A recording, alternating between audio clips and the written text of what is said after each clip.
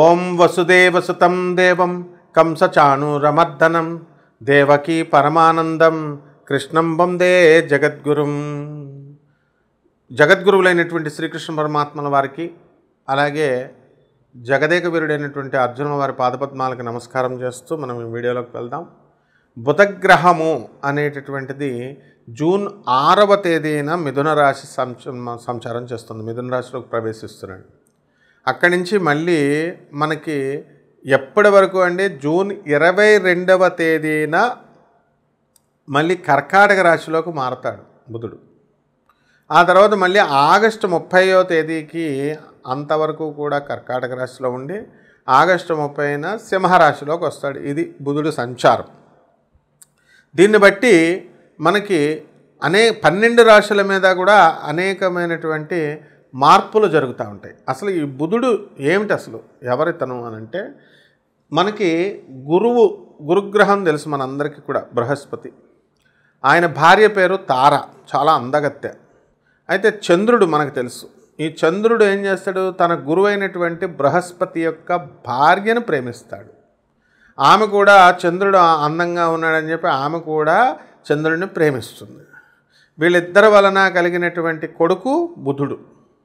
అయితే ఈ యొక్క బుధుడు ఏం చేస్తాడంటే, తన తండ్రి చంద్రుడు కాదు అని చెప్పేసి తన తండ్రి అంటే ద్వేషం పెట్టుకొని ఏం చేస్తాడు, ఎవరిని అభిమానిస్తాడు, ఎవరిని ప్రేమిస్తాడు అంటే గురుగ్రహాన్ని ప్రేమిస్తాడు.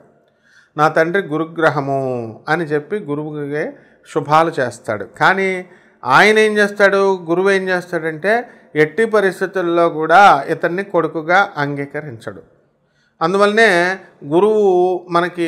బుధులు మనకు కలిసినప్పుడు ఏ సందర్భాలలో మేలు జరుగుతుంది, ఏ సందర్భాల్లో హాని జరుగుతుంది అనేటటువంటి విషయాలు కొన్ని ఉంటాయన్నమాట. అలాగే ఈ తారని వదలడం లేదు చంద్రుడు. అప్పుడు ఏమవుతుంది, ఈ యొక్క వివాదాన్ని తీసుకెళ్ళి గురుగ్రహము మనకి దేవతల ముందు పెడతాడు, బ్రహ్మదేవుడి ముందు పంచాయతీ పెడితే అప్పుడు శుక్రాచార్యుడు వీళ్ళందరూ కూడా మనకి చంద్రుడికి సపోర్ట్ చేస్తారు. అప్పుడు రాక్షసుల పని ఏంటండి, మరి చెడ్డవదానికే కదా సపోర్ట్ చేయడం.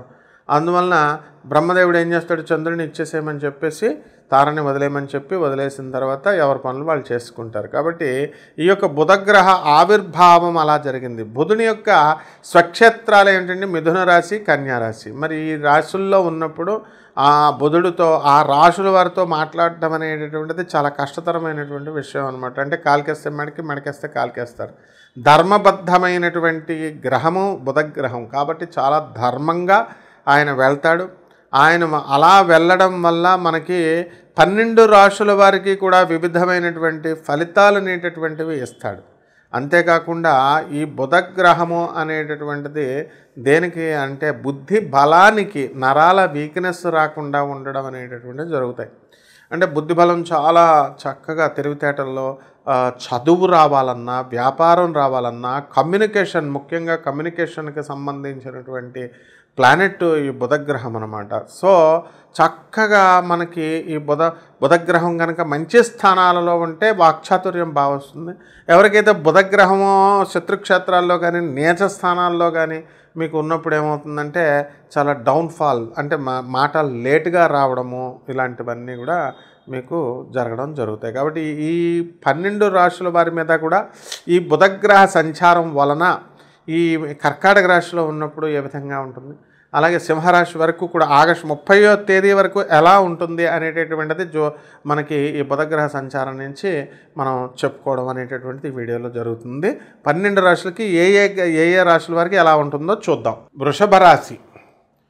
ఈ వృషభ రాశి వారందరికీ కూడా మనము ఈ బుధగ్రహ సంచారం వలన మనకి ధనస్థానంలోకి వచ్చాడు. జూన్ 6 నుంచి మనకి జూన్ 22వ తేదీ వరకు డబ్బులు ఇబ్బడి ముబ్బడిగా వస్తాయి వృషభ రాశి వారికి. కాబట్టి రావాల్సినటువంటి ఇంతకుముందు గతంలో ఉన్నటువంటి బకాయిలు ఏవైతే ఉన్నాయో ఆ బకాయిలన్నీ కూడా రావడానికి అవకాశాలు ఉన్నాయి. అలాగే ఇతరులకి వీళ్ళు అన్ని రకాల వ్యాపారాల వల్ల కూడా మీకు అధికమైనటువంటి రాబడి పెరుగుతుంది. వృత్తి, వ్యాపార, ఉద్యోగ విషయాల్లో డోకా లేదు. అలాగే ఈ యొక్క మెత్తగా మాట్లాడటము అనేటటువంటిది ఈ యొక్క స్మూత్గా మాట్లాడడం అనేటటువంటిది వృషభ రాశి వాళ్ళ చరిత్రలో ఉండదు. కానీ జూన్ 6 నుంచి 22వ తేదీ వరకు ఇదేంటారు బాబు ఇలా మాట్లాడుతున్నారు వీళ్ళు అని ఆశ్చర్యపోతారు అంతా కూడా. ఆ తర్వాత ఈ యొక్క జూన్ 22 నుంచి మనకి ఈ ఆగస్టు 30వ తేదీ వరకు కూడా మనకి చక్కటి ఆదాయము అనేటటువంటిది వీళ్ళందరికీ కూడా కలుగుతుంది. కాబట్టి ఈ ఆగస్టు 30 తర్వాత మళ్ళీ వ్యతిరేక పరిస్థితులు అనేటటువంటిది మేనమామలతో గొడవలు, ఆస్తులలో వ్యవహారాలు గొడవలు ఇలాంటివన్నీ కూడా జరుగుతాయి. అయితే బిల్డర్లుగా ఉన్నటువంటి వాళ్ళు ఎవరైతే ఉన్నారో అటువంటి వాళ్ళందరికీ కూడా మీకు ఈ యొక్క బుధ సంచారం అనేటటువంటిది బాగా కలిసి వస్తుంది. లాయర్లకి, టీచర్లకి, వీళ్ళందరూ కూడా. ఇక రైతుల దగ్గరికి వచ్చేసరికి రైతులు కూడా అధికమైనటువంటి ఆదాయము వీళ్ళు సంపాదించడం అనేటటువంటిది జరుగుద్ది. ఇక ఈ వెల్డింగ్ షాపులు ఇలా ఇనప బిజినెస్లు చేస్తున్నటువంటి వాళ్ళు, ఇనప ఫ్యాక్టరీలు ఇలా వేర్ ఐరన్ ఇస్ ఇన్వాల్వ్డ్ అటువంటివన్నీ కూడా వాళ్ళ ఆ వృత్తులు కూడా బ్రహ్మాండంగా ఉండడం అనేటటువంటివి జరుగుతాయి.